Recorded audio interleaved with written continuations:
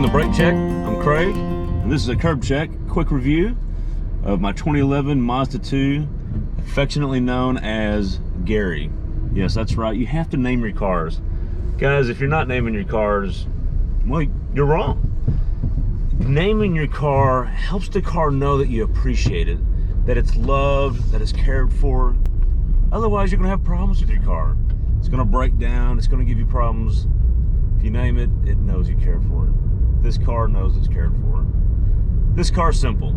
It's basic, hasn't done anything special. It's a beater box. It's a commuter. Just throw anything at it. It can handle it. It's not going to do anything fast. It's not going to be the best at anything. It doesn't get the best gas mileage. It doesn't get the worst gas mileage.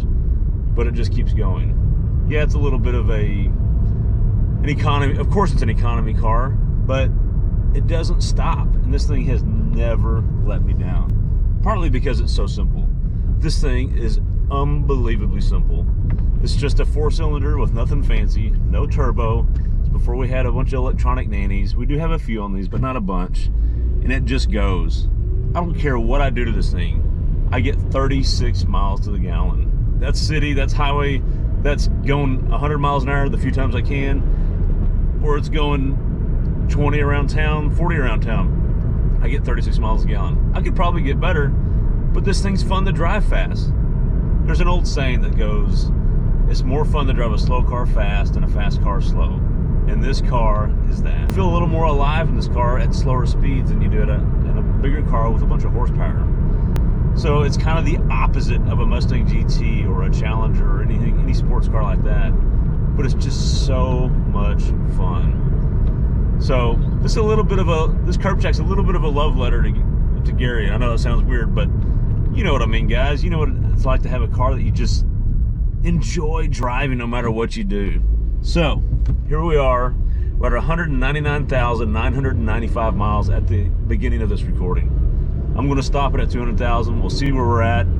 I live in the wonderful town of Granbury, Texas. Go check them out here.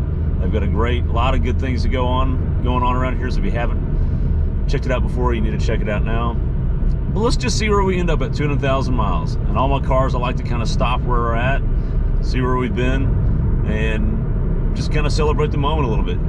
Maybe it's a little silly, but car guys are a little silly, and that's what we are on this channel. We're a little silly. So just bear with us as we go through that. So since I bought this car with 0 miles on it, I've put all 200,000 miles on it. I did buy it in 2011. In 9 years, that's how many miles I put on it, and it's been fun. Several people have learned to drive on this car. It's been rallied in a front passenger video here. This car only makes 100 horsepower. It's just not that much. But again, you use all 100 horsepower in this car, and you just have a blast. The shifter on this thing is unbelievable. I like to call this a 4-door Miata. I know it's wrong-wheel drive, and the front wheels are what powers it, but it's just so much fun. You can toss this thing around, and it just handles it. It does have a little bit of a different suspension on this car from the factory. I did have to replace that because the shocks were wearing out, so I decided to put a Ford racing suspension on it from a Fiesta. As you know, this thing shares a lot of parts with the Ford Fiesta. It's basically a rebadged Ford Fiesta. There's a few things that are different, but not a whole lot. Which is good and bad. It's good because the Ford Fiesta and the Mazda 2 are great cars.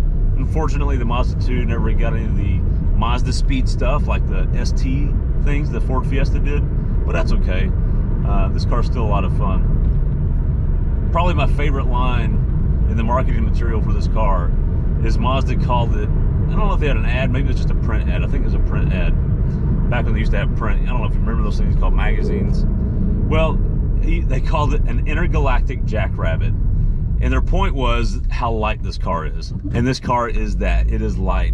Most modern cars today have so much safety equipment, that technology things, nannies, electronic gizmos, whiz-bang things. This car doesn't have any of that.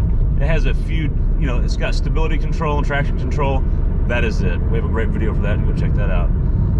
That's about all this car has. It only weighs 2,200 pounds wet. That's with me in it. That's a full tank of gas, maybe 2,300 pounds tops. This car is light, it's tossable. And you really feel that when you're going hard at it. The problem is I drive this car, then I get another car, like most modern cars, that weigh 5, 6, 7,000 pounds, and it's just a light year's difference.